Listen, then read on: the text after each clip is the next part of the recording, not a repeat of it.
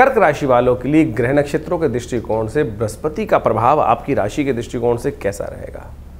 बृहस्पति महाराज जाग गए हैं। जिस दिन ग्रहों का परिवर्तन का विशेष योग बन रहा है उसी दिन, जैसे जैसे हम देखें जिस दिन देव शयन हुआ उसी दिन बृहस्पति का जागरण हो रहा है। और ये बृहस्पति का जागरण, बृहस्पति का उदय होना आपकी राशि के दृष्टिकोण से बहुत महत्वपूर्ण प्रभाव उत्पन्न आपके लिए करता दिखाई दे रहा है। ऐसे में आपको खास तौर पर बहुत बढ़िया तरीके से ग्रहों का योगायोग को समझ के लाभ लेने का प्रयास करना चाहिए। देखिए, ग्रह हैं हमेशा परिवर्तन की तरफ जाते ही हैं और कुछ परिवर्तन बहुत अच्छे होते हैं, कुछ परिवर्तन कहीं ना कहीं कई बार थोड़ी समस्याएं उत्पन्न करने के योग दे देते हैं। अब बृहस्पति महाराज आपकी राशि के दृष्टिकोण से जब उदय होने का योग बना रहे हैं, उदय हो चुके हैं, तो ये आपके 12वें भाव में जाकर बैठ गए हैं।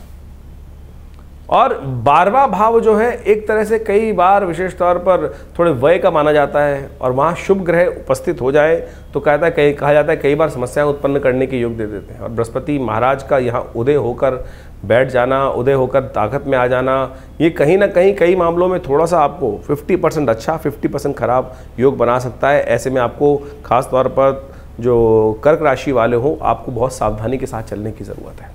इसमें एक विषय और देखने की ज़रूरत है कि कई बार हमारी कर्क राशि होती है लेकिन हमारी लग्न कोई और होती है, जन्मपत्री में बहुत सारे और कॉम्बिनेशंस होते हैं, उन सबको भी गोचर के दृष्टिकोण से एक प्रभाव है, लेकिन दशाएं अंतरदशाएं कौन सी चल रही हैं उसको भी अच्छे से विवेचना करके समझना चाहिए। लेकिन गोचर के दृष्टिकोण से इस समय आपके लिए समय जो है वो थोड़ा सा ऐसा रहेगा कि जिसमें हल्का सा आपको बहुत ज़्यादा सावधान रहते हुए, यानी सावधानी के साथ अपने कदमों को आगे बढ़ाने की ज़रूरत है।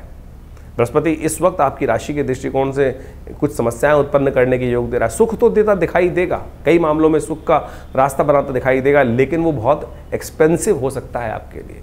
आपके कृत्यों से, आपके विचारों से इस वक्त ऐसा योग बनता दिखाई दे रहा है। सुख तो लाने की आकांक्षा आपके मन में हर एक की व्यक्ति होती है, लेकिन वो सुख लाने की आकांक्षा कई बार आपको थोड़ी महंगी पड़ सकती है और अननेसेसरी की लोगों से ईर्ष्या उत्पन्न कर सकती है, जिसके कारण से मनोमस्तिष्क में कुछ चिंताएं आपको परेशान करने के योग बना सकते हैं। इसलिए इसको आपको हर काम को सावधानी के साथ करने की ज़रूरत है। कोई भी काम ऐसा ना करें जो किस वक्त आपको थोड़ा सा कहीं कष्ट में डाल दे। भाग्य पूरी तरह से साथ देने के योग नहीं बना रहा है, इस वक्त उपाय की बहुत ज़रूरत है। यदि उपाय करोगे तभी जाकर इस समय में विशेष तौर पर कर्क राशि वालों सही से रह सकते हो।